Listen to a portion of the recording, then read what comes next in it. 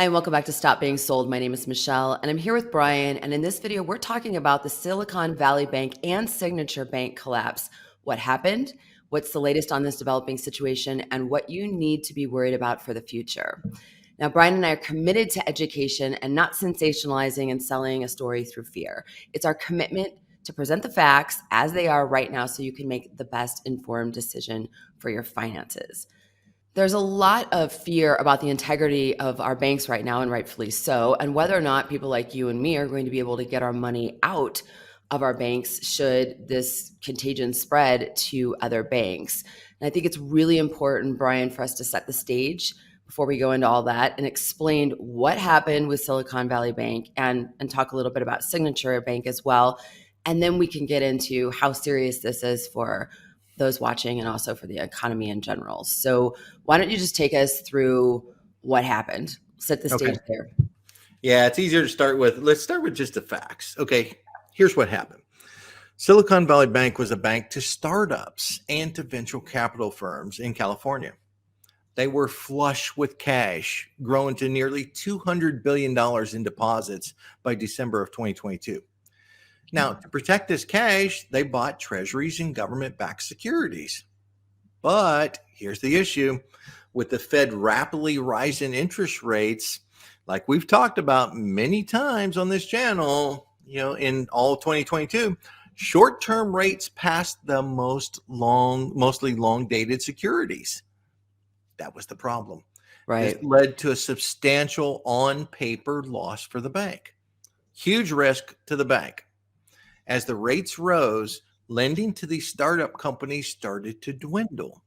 The company started to need their liquid assets that were in Silicon Valley Bank. When the withdrawals of these funds started, Silicon Valley Bank sold a huge amount of assets at a steep discount to meet these withdrawals. When that news went public last week, nobody wanted to be the last person to withdraw their funds from this bank. There was definitely a run on Silicon Valley Bank to the tune of $42 billion withdrawn in one day. In a 24-hour period, it's a lot. Now, in today's world, we can transfer in and out banks on our phones. Right. That's what's different. That was how this run was able to happen so fast. And the Fed closed their doors the next day. Also, late Sunday evening, the FDIC seized Signature Bank out of New York to avoid another bank run. Yeah, and it wasn't until late last night on Sunday that we found out about the First Republic Bank and PacWest Bank, and their stocks were down on Friday like other banks. And again, this morning, most regional banks were down 15 to 20% in value at the open. Also, Charles Schwab was down as much as 20% at the open this morning. So, yeah. Been a busy weekend, that's for sure. Busy. So, right. Okay. So Silicon Valley Bank is both a retail bank and an investment bank, and they cater mainly to those in the tech startup arena, right? So for those thinking that this might not affect them, what do you say to that? Like, what does this mean for those not invested in Signature Bank or even SVB or any other banks that we mentioned? You just mentioned this morning.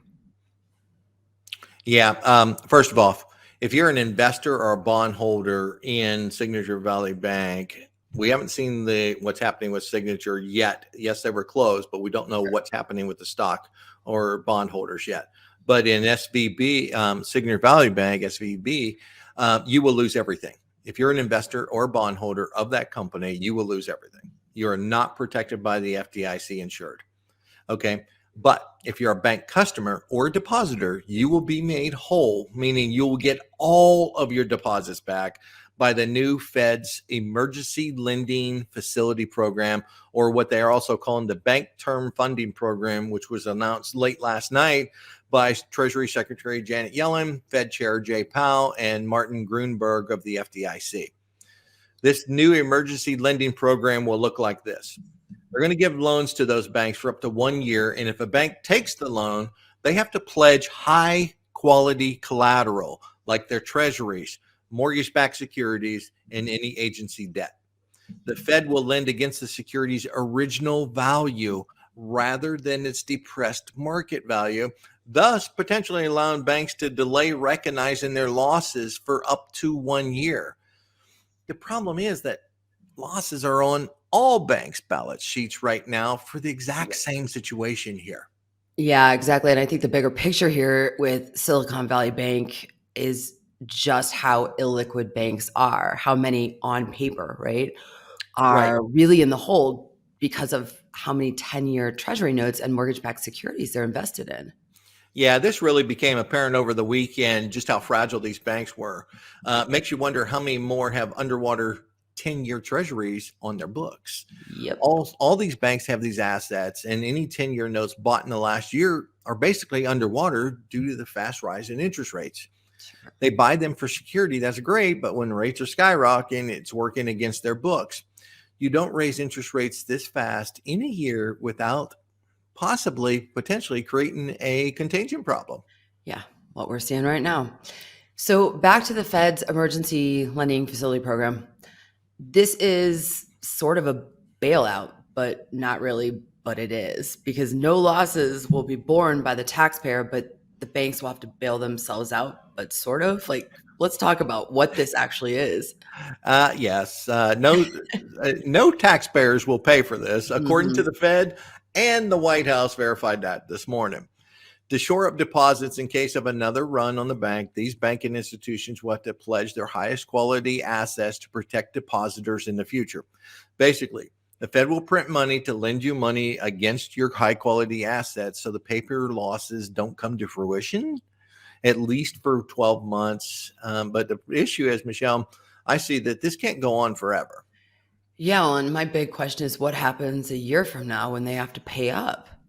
As of right now, nobody knows. You must pay back the loan at this time, according to the initial reports, but what are the details of the loans to the institutions? There's too many questions right now, not even enough answers to be able to answer or even speculate. So doesn't this just delay the systematic problem of insolvent banks? It very well could be them just kicking the can down the road. Mhm. And I haven't heard the details of the other two banks mentioned in last night's report, in the First Republic Corporation and PacWest Bank. What happens to these depositors' money on these cases? Because as of last night, it was only mentioned that it was Signature and Signature Valley Bank. I can't even pronounce it. I mean, everyone's getting used to this right now. Silicon Valley Bank, you mean? Yeah, Silicon Valley Yeah. Bank. So what happens to all the other banks or to any other bank that may have run on their deposits? And an answer came this morning that kind of concerned a lot of people because basically, if the FDIC will end the limits for everyone for every amount. They're now the backstop of every deposit without limits in the United States. That's kind of what the impression is on every talking media channel this morning. So let me ask you this. Does this then changes our financial system, correct? If that is Well, the case, completely, because right now it's only $250,000, right? but you can't make an exception. So someone had thrown out, well, why don't we make an exception just for payroll and take payroll up to $2.5 million? Well, you can't make exception for one and not the other. So it kind Okay. of, I kind of feel that they are going to have to do this across the board with everyone. Okay, raise it to 5 million, Well, if they whatever it may don't, then be. they'd be choosing winners and losers. Well, that's the way it kind of seemed late last night was we're going to save these two banks, but these other two, well, hopefully, not sure. Oh boy. Well, it makes you wonder if this delay, this bailout, not bailout, whatever we're doing here, is so that they can get their Fed coin, the CBDC, up and running so that when the chickens do come home to roost in that year payback timeframe, they can let these banks fail and just usher in the CBDC. I mean, that's Good question. food for thought. All Yeah. right, you mentioned FDIC. I want to talk about this. I have two questions for you on this.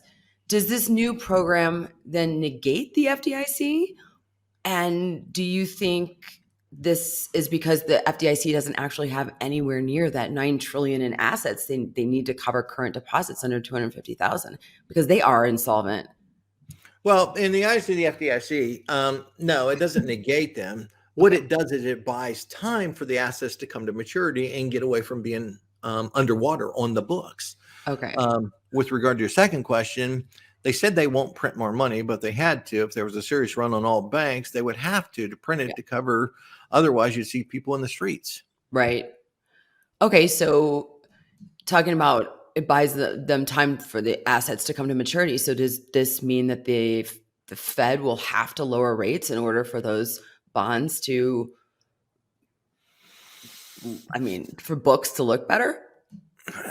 Well, I mean, I know you're not on the inside, but I'm just asking opinion. my initial thought was last night that, okay, the Fed's, this may put a pause. Maybe the Fed needs to pause here on interest rates. Okay, so last Thursday, because of the high inflation numbers that we just got last week, and CPI comes out tomorrow morning too, by the way. The Right. Fed was on track next week to raise by 50 basis points, and it was like a 75 or 80% chance of that happening, 50 basis points again next week. Okay. Well, as of this morning, now it's 70 to 80% that the Fed won't even raise rates next week. Okay. So that mindset has definitely shifted, and we're starting to see that in the market. So, Right. Okay. All right. So let's bring it back to the past few days events and the impact to the general public, whether or not you bank at any of these banks.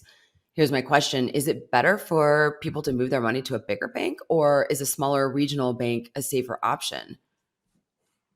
well, I bank at multiple, both large and small banks for several different reasons. Right.